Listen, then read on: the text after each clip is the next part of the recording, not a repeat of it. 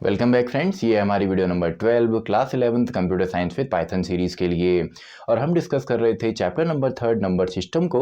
और इस चैप्टर की प्रीवियस वीडियोस में हमने समझा था कि नंबर सिस्टम क्या होते हैं और हमने नंबर सिस्टम्स को आपस में कन्वर्ट भी किया था। और साथ ही में हमने देखा था कि जो अलग अलग सिम्बल्स हैं, लेटर्स हों या आपके स्पेशल सिम्बल्स हों, उनको हम कैसे रिप्रेजेंट करते हैं आस्काई कोड की मदद से।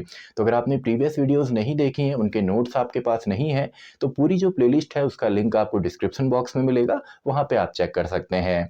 और इस वीडियो में अब हम समझने वाले हैं जो लास्ट टॉपिक है इस चैप्टर का, वो है आपका यूनिकोड। अब देखिए यूनिकोड की ज़रूरत हमको क्यों पड़ी, क्योंकि जो आपका आस्काई कोड है वो आपका 7 बिट कोड है, यानी कि 7 बिट जब हमारे पास होते हैं तो उससे हम केवल यहाँ पे 128 सिम्बल्स को ही रिप्रेजेंट कर सकते हैं। और अगर हम बात करें आस्काई कोड जो एक्सटेंडेड है, यानी कि जहाँ पे 8 बिट यूज़ होते हैं, तो वो भी केवल आपका 256 सिम्बल्स को ही रिप्रेजेंट कर सकता है। लेकिन दुनिया के अंदर और भी ज़्यादा लैंग्वेजेज़ हैं, काफ़ी लैंग्वेजेज़ कम्युनिकेशन में यूज़ होती हैं, काफ़ी ज़्यादा सिम्बल्स यूज़ होते हैं, जैसे आपके जितने भी इमोजीज़ हमारे आते हैं, तो ये जितने भी हमारे सिम्बल्स हैं अक्रॉस इंटरनेट, अक्रॉस वेबसाइट्स आपने देखे होंगे, तो इनको हम कैसे रिप्रेजेंट करें। तो इन्हीं सबको सॉल्व करने के लिए यूनिकोड जो आस्काई कोड है, इसकी प्रॉब्लम को सॉल्व करने के लिए, एक्सटेंड करने के लिए हमारा यूनिकोड आता है। तो स्टार्ट करते हैं। इस वीडियो में हम देखेंगे कि यूनिकोड क्या है और यूनिकोड को हम कैसे रिप्रेजेंट करते हैं। तो स्टार्ट करते हैं और इस वीडियो के जो नोट्स हैं वो आपको डिस्क्रिप्शन बॉक्स में मिलेंगे, वहां पे आप चेक कर सकते हैं। तो टॉपिक इस वीडियो के लिए हमारा है यूनिकोड। यूनिकोड जिसको हम यूनिवर्सल कोड भी कहते हैं, ये एक इंटरनेशनल स्टैंडर्ड है या इंटरनेशनल सिंबल को रिप्रेजेंट करने का एक स्टैंडर्ड है, जहाँ पे हर एक लैंग्वेज का जो हर एक सिंबल है उसको एक पर्टिकुलर नंबर दिया गया है यूनिकोड के अंदर। और यूनिकोड की जो शुरुआत हुई थी, ये हुई थी आपका 1992 में। और इसको इंट्रोड्यूस करने जो वाले थे, इंट्रोड्यूस जो किया था वो किया था कैन थॉमसन ने इसको इंट्रोड्यूस किया था। और ये वही है जिन्होंने यूनिक्स को बनाया था, जो कि एक ऑपरेटिंग सिस्टम है, शायद आपने सुना हो। तो कैन थॉमसन ने ही आपका यूनिकोड का आइडिया दिया था, या मेनली यूनिकोड जो UTF-8 है उसका आइडिया दिया था। अब देखिए यूनिकोड में हम रिप्रेजेंट तो करते हैं, लेकिन यूनिकोड के भी अलग अलग टाइप हैं, यानी कि कितने बिट्स में आप रिप्रेजेंट करेंगे। तो एक टाइप इसका है UTF-8 है, जैसे ये आपका UTF-16 में हम रिप्रेजेंट करते हैं, UTF-32 में हम रिप्रेजेंट करते हैं। अब यहाँ पे देखिए UTF का फुल फॉर्म होता है Unicode transformation format. Unicode transformation format. अब यहाँ पे 8 क्या है, देखिए 8 का मतलब है कि यहाँ पे हर एक सिंबल को रिप्रेजेंट करने के लिए हम यहाँ पे 8 बिट लेते हैं या सिंपली एक बाइट को लेते हैं। अब यहाँ पे UTF-8 का मतलब है कि एक सिंगल सिंबल को भी अगर हमने रिप्रेजेंट करना है UTF में या UTF-8 में, तो मिनिमम हमको 8 बिट की तो ज़रूरत पड़ेगी। इसके अलावा यहाँ पे जो बिट होते हैं या सिंपली जो बाइट होती है जिसके अंदर 8 बिट होते हैं, तो UTF-8 के अंदर मेनली हम यहाँ पे इसको एक ऑक्टेट में भी दिखा सकते हैं। 8 ऑक्टेट यानी कि 1 ऑक्टेट, जिसमें कि आपके 8 बिट यहाँ पे होंगे। इसके अलावा इसमें हम 2 ऑक्टेट का भी यूज़ कर सकते हैं, जिसमें कि 16 बिट होते हैं। इसके अलावा हम 3 ऑक्टेट का यूज़ कर सकते हैं 32 बिट के लिए, या हम इसमें 4 ऑक्टेट यूज़ करेंगे 64 बिट्स जिसमें आपकी यूज़ होंगी। अब यहाँ पे इसके अलावा टोटल 6 ऑक्टेट यहाँ पे ये सपोर्ट करता है, अप टू 6 ऑक्टेट यहाँ पे सपोर्ट होते हैं। लेकिन जो 4 ऑक्टेट हैं उसी में हमारे ऑलमोस्ट जितने भी सिंबल्स हैं, जितनी भी लैंग्वेजेस के सिंबल्स हैं या इमोजीज हैं और हमारे स्पेशल सिंबल्स हैं, वो सभी आ जाते हैं। तो UTF-8 हमारा है, इसके अलावा UTF-16 है। यहाँ पे मतलब कि आपका सिंगल सिंबल को अगर रिप्रेजेंट करना है तो मिनिमम 16 बिट चाहिए, ऐसी मिनिमम 32 बिट के लिए आपका UTF-32 है। तो ये तो आपके हो गए मेन। हमने यहाँ पे समझना है कि UTF-8 में हम कैसे रिप्रेजेंट करते हैं। तो सबसे पहले बात करते हैं UTF-8 के अंदर अगर एक ऑक्टेट यानी कि एक बाइट के अंदर या 8 बिट में हमको रिप्रेजेंट करना हो, तो हम किसी भी सिंबल को कैसे रिप्रेजेंट कर सकते हैं। तो देखिए क्वेश्चन कुछ इस तरीके से आते हैं। तो डायरेक्टली हम क्वेश्चन पे चलते हैं और यहाँ पे हम यूज़ करने वाले हैं, फॉर एग्जांपल इस तरीके से क्वेश्चन आपको मिलेगा U+ यानी कि यूनिकोड। अब इसके आगे आपका यहाँ पे डेसिमल नंबर भी हो सकता है, लेकिन मेनली यहाँ पे आपको हेक्साडेसिमल में दिया जाता है। तो मान लीजिए सिंपली सबसे पहले अगर सिंगल ऑक्टेट की बात करें, तो सिंगल ऑक्टेट यानी कि आपका 1 बाइट की अगर हम बात करें तो 1 बाइट में 8 हमारे बिट होते हैं, 1 2 3 4 5 6 7 एंड 8। तो देखिए ये हमारा एक ऑक्टेट है, यानी कि यूनिकोड में अगर हम रिप्रेजेंट करते हैं तो हमको देखना होता है सबसे पहले तो कितने ऑक्टेट की हमको ज़रूरत पड़ती है। तो ये हम कैसे देखेंगे, जो भी हमको क्वेश्चन दिया होगा उसको हम कन्वर्ट करेंगे एंड देन हमको पता लगेगा। तो यहाँ पे देखिए जो अगर हम सिंगल ऑक्टेट की बात करें तो सिंगल ऑक्टेट का जो यहाँ पे रिप्रेजेंटेशन का तरीका है, यहाँ पे जो आपका मोस्ट सिग्निफिकेंट बिट होती है या लेफ्ट मोस्ट जो बिट होती है, ये आपकी कंट्रोल बिट होती है, ये आपकी कंट्रोल बिट है। तो इसमें हम डेटा फिल नहीं करते, एक्चुअल डेटा केवल हमारा यहाँ पे आता है, एक्चुअल डेटा हमारा केवल इन 7 बिट्स में भरा जाएगा। अब अगर आप रिकॉल करेंगे तो 7 बिट में तो हम आस्काई कोड को भी करते थे, यानी कि UTF-8 का अगर हम केवल एक ऑक्टेट में डेटा को रिप्रेजेंट कर रहे हैं तो एक्चुअल में वो क्या होता है, वो एक्चुअल में आस्काई कोड ही होता है, यानी कि 7 बिट इनकोडिंग ही उसमें होती है। तो मान लीजिए क्वेश्चन हमको दिया है U एंड 121 और मान लेते हैं कि फिलहाल अभी हमारा ये डेसिमल में है, तो डेसिमल में है तो पहले तो इसको हम कन्वर्ट करेंगे। अब यहाँ पे देखिए सिंपली अगर हमारे पास एक कंट्रोल बिट है तो कितनी बिट यहाँ पे हमको बच गई, जिसमें कि हम डेटा फिल करेंगे 1 2 3 4 5 6 एंड 7, यानी कि 2 की पावर 7। तो सिंपली जो होता है 128, लेकिन 0 भी रिप्रेजेंट होता है तो ये होगा आपका 127, यानी कि 0 to 127 हम यहाँ पे रिप्रेजेंट करते हैं। और इसी को अगर मैं बात करूँ यहाँ पे हेक्साडेसिमल में, तो हेक्साडेसिमल में अगर आपको क्वेश्चन दिया होता है तो एक ऑक्टेट में आपको करना है, ये कैसे पता लगेगा, वो आपका होगा 00, क्योंकि इसमें 16 सिंबल्स यूज होते हैं तो 2 हम रिप्रेजेंट करते हैं, ये आपका आएगा 7F तक। अगर आपको हेक्साडेसिमल में कन्वर्ट करना हमने सीखा है ऑलरेडी, तो आपको पता होगा कि 7F क्या होता है। इसके बाद आपका 80 आएगा, देन 81 82, इस तरीके से हम काउंटिंग करते हैं। तो अभी देखिए 121 है, तो 127 से कम है तो केवल एक ही ऑक्टेट में हमारा डेटा जो है वो फिल हो जाएगा। तो पहले इसको हम बाइनरी में कन्वर्ट करते हैं 121 को। तो बाइनरी में किस तरीके से कन्वर्ट किया जाएगा, 2 6 टाइम्स 12 एंड 0, तो रिमाइंडर हमको मिलता है 1, 230 and 0, then 215, again 0, 2 7 times 14, 1, 2 3 times 6, again 1, 2 2 times 2, 2 1 times 2, and हमको रिमाइंडर मिलता है 1। तो 1 1 1 1 0 0 1, तो हमारे पास है 1 1 1 1 0 0 1। अब देखिए हमको जो डेटा मिला है इसको केवल हमने इसमें फिल करना है। तो 1 आपका यहाँ पे आएगा, देन 0, देन 0, देन 1 1 1 एंड 1। तो देखिए एक ही ऑक्टेट की हमको ज़रूरत पड़ी, इसमें और भी यहाँ पे आ सकते थे क्योंकि अभी भी यहाँ पे कुछ बिट्स हैं जिसमें डेटा नहीं है, यानी कि जिनको हमने 1 यहाँ पे नहीं किया है, यानी कि 127 तक अगर हमारे पास कोई नंबर आता है तो उसको तो हम डायरेक्टली एक ही ऑक्टेट में यहाँ पे फिल कर सकते हैं। लेकिन इससे बड़ा कोई डेटा हो तो उसके लिए हम क्या करेंगे, उसके लिए सिंपली हम यहाँ पे यूज़ करते हैं आपका 2 ऑक्टेट को। तो 2 ऑक्टेट में कैसे रिप्रेजेंट करते हैं ये हम यहाँ पे देखते हैं।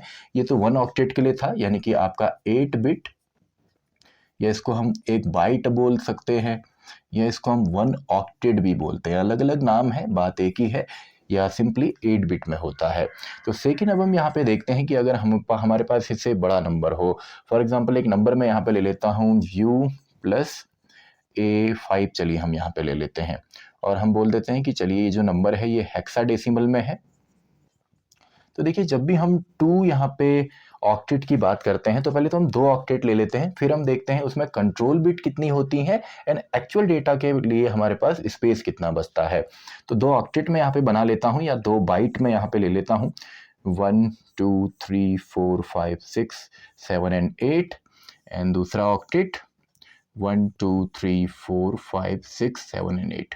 तो एग्जाम में आपने सिंपली ये देखना है कि नंबर आपका कितना बड़ा है। तो यहाँ पे देखिए जब 2 ऑक्टेट की बात आती है तो 2 ऑक्टेट में आपके जो कंट्रोल बिट होते हैं, तो इसमें 2 बाइट की आपको ज़रूरत पड़ी। एक बाइट ये है जिसमें 8 बिट है, एक बाइट ये है जिसमें कि 8 बिट है। तो इसको हम कंटिन्यूएशन बाइट कहते हैं, यानी कि जो कंटिन्यू करेगा, और ये हमारी लीडिंग बाइट है।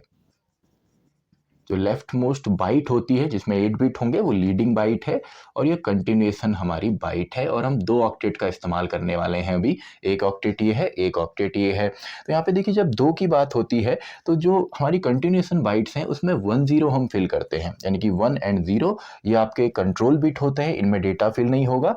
एंड यहाँ पे देखिए टोटल 2 यहाँ पे हैं, तो हम यहाँ पे 2 टाइम्स 1 करेंगे एंड देन इसके लिए भी हम 0 यहाँ पे लगाते हैं कंट्रोलिंग के लिए। तो देखिए 3 बिट यहाँ पे हैं, 2 बिट यहाँ पे हैं, तो इनको तो हमने नहीं छेड़ना, इनमें आपका डेटा नहीं आएगा, ये केवल कंट्रोल बिट है। तो ये हमारी हो गई कंट्रोल बिट।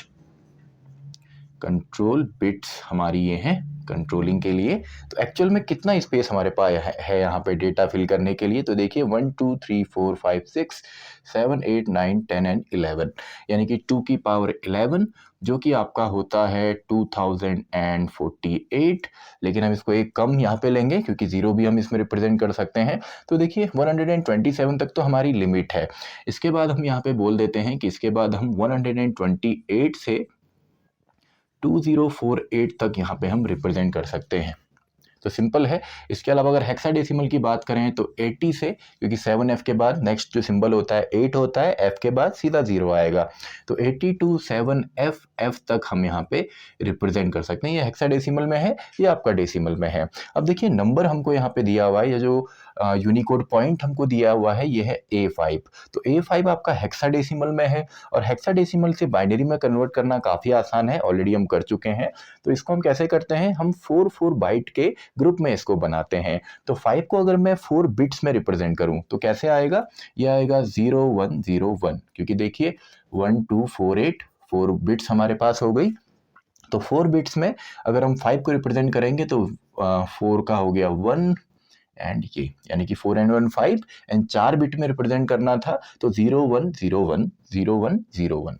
ऐसी ए हमारा होता है 10, क्योंकि हेक्साडेसिमल में 9 तक तो सिंबल्स हैं, देन ए को हम 10 मानते हैं एंड बी को हम 11 मानते हैं। तो 10 कैसे आएगा, तो 10 का हमारा बनेगा 1010, यानी कि 8 and 2 10 हमारा हो गया, तो 1010। तो इस डेटा को सिंपली अब हमने फिल करना है। तो यहाँ से हम आपका राइट टू लेफ्ट हम यहाँ पे फिल करेंगे, तो 101 101, देन अगेन 001 001। तो देखिए कंटिन्यूएशन बाइट हमारी फुल हो चुकी है, 001 देन 01 देन 01, एंड जो बच गए वहाँ पे क्या आ जाएगा, 0 आ जाएगा।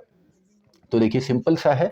आई होप आपको, अगर आपको जो कोई भी क्वेश्चन दिया है तो आपने देखना है कितने बिट्स वहाँ पे बन रहे हैं, या सॉरी कि हाँ कितने बिट्स वहाँ पे बन रहे हैं, एंड बिट्स के हिसाब से अगर आपको पता है देखिए 8 बिट है, और अगर सिंगल हम लेते हैं तो 7 ही बिट हमारे पास मैक्सिमम होते हैं, तो 2 हमको यहाँ पे ज़रूरत पड़ेगी। या सिंपली आप इसको डेसिमल में कन्वर्ट करें, एंड डेसिमल में कन्वर्ट करने के बाद इस सीरीज़ में या इस नंबर को अगर आप देखेंगे इसके बीच में अगर वो फॉल करता है, ये आपका 4 7 यहाँ पे होगा, 0 को भी इंक्लूड करेंगे तो, या 2 की पावर 11 है, यहाँ पे 2 की पावर 7 है डेटा फिल करने के लिए। तो ये नंबर आपने देखना है, उसके हिसाब से आपने यहाँ पे बाइट्स को लेना है या ऑक्टेट्स को लेना है। अगर आपके पास 2 होते हैं तो 10 कंट्रोल बिट यहाँ पे है, यहाँ पे 110 क्योंकि 2 है, एंड सिंगल है तो केवल एक 0 से ही हमारा काम हो जाता है।